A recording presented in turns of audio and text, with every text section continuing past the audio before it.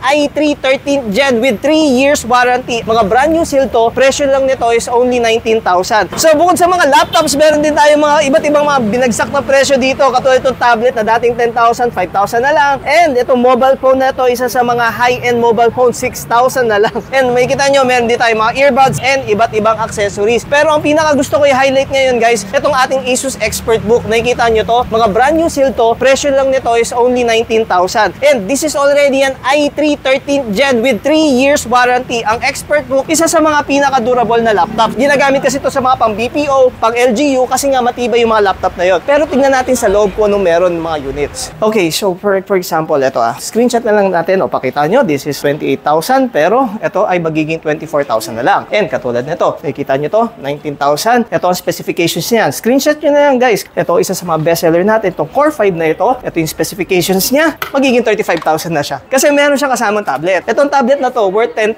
ito. Meron siyang kasamang mouse, keyboard, libre lang to sa laptop na ito. And actually nga, kung makikita nyo dyan, halos yan ang binibili ng customer ngayon. Bakit? Itong laptop na to, 24 gig yung memory. O tapos may kita nyo mga Asus gaming dyan. Lahat yung may mga monitors or bagsak presyo. Watch nyo na lang yung next video natin and may pag-good news ako sa inyo.